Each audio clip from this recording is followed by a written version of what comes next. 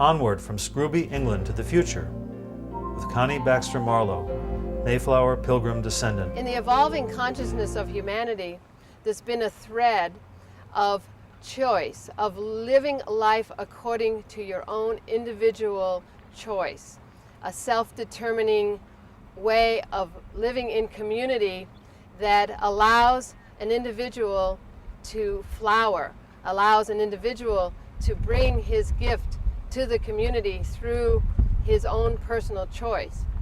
And that thread of this evolutionary process began for this country, and for humanity, since we are the evolving democracy. This thread started in Scrooby, England in the early 1600s. The Mayflower Pilgrims in England weren't known as the Mayflower Pilgrims. They were known originally as Puritans. They wanted to purify the Church of England. People realized that there was no way they were going to purify the Church of England, that they would have to separate from the Church of England.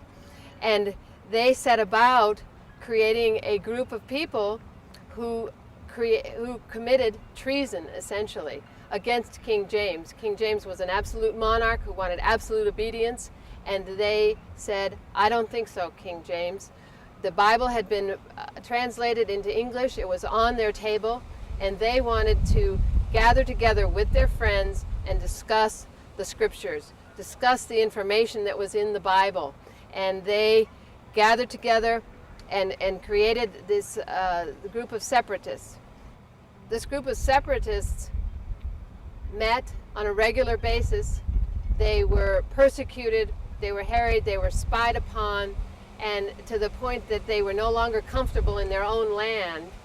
They sold their worldly possessions, and they gathered up their children, and they attempted twice to escape from England. They were betrayed and sent back home and put in jail. But since these people were Cambridge-educated principal players in their community, they didn't know what to do with them in the jails. So they turned them out of the jails, and a year or so later they made another attempt to escape from England and were successful and went to Holland, where they lived for 12 years. The people decided they didn't want their children to become Dutch, and they set out for a new world where they could establish a nation that was based upon freedom of conscience, freedom to choose. So they set sail from Plymouth, England, 50 of these people with another 50 what's called adventurers or strangers, and they set sail across the ocean. It took 60 days. When the Mayflower arrived in Provincetown Harbor, they realized, the people there on the ship realized that they were not in Virginia, for which they had a patent from King James. They were, in fact, much farther north, and there was talk of mutiny on the ship. So with the talk of mutiny, of everyone being every man for himself, when they set foot on this soil, the people pulled everyone together, and they sat down in the hold of the Mayflower, and they drafted a document, the Mayflower Compact, which the essence of this document is that they agreed to pull themselves together into a civil body politic and enact and create equal and just laws that would serve the common good. They also agreed that they would elect and create offices and officers to enact these laws, and that they would swear their obedience to these offices and officers. So right here you have, in its essence, democracy, an agreement by a community to live by common consent. And this is what our founding documents of freedom, the Constitution, the Declaration of Independence, the spirit of America, is based on these principles.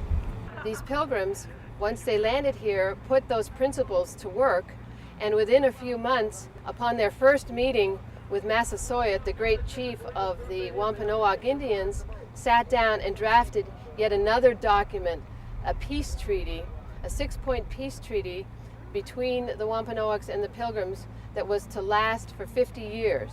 They lived in brotherhood and friendship with the Wampanoags for a generation.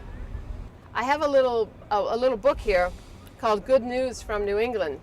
And this was written by Edward Winslow, who was a principal player with the Pilgrims. And at one point, he went to the Wampanoag Indians. Massasoit was very ill. The chief of the Wampanoags was dying, and Edward Winslow went to see Massasoit and brought him a life-saving remedy. And upon his departure from this experience, one of the heads of the Wampanoags asked him how he dared come forth into Indian country the way he did, just two of them. And he responded, and I wanted to read, he answered, "Where was true love, there was no fear, and my heart was so upright towards them that for mine own part I was fearless to come amongst them." There was such a feeling of love that these pilgrims held for humanity and for each other and for the native people. It's something that we at this time have little understanding of, and it will behoove us to come to understand this founding nature of these Mayflower Pilgrims and their relationship with the Wampanoag people. The principles that drove these people ultimately became the founding principles of our country. Benjamin Franklin's first assignment was to go to Albany, New York, and create a treaty with the Iroquois nations. In Albany, he discovered that the Iroquois had, in fact, a system of government that had been in place for 500 years that was based on democratic principles. And he took from these Iroquois people, he picked up these principles and brought them to the Constitutional Convention and incorporated them in our Constitution. It was the coming together of the high ideals of the Mayflower Pilgrims and the Founding Fathers with the principles of democracy found in the Iroquois Confederacy that created our great Constitution. What are we going to do with these principles?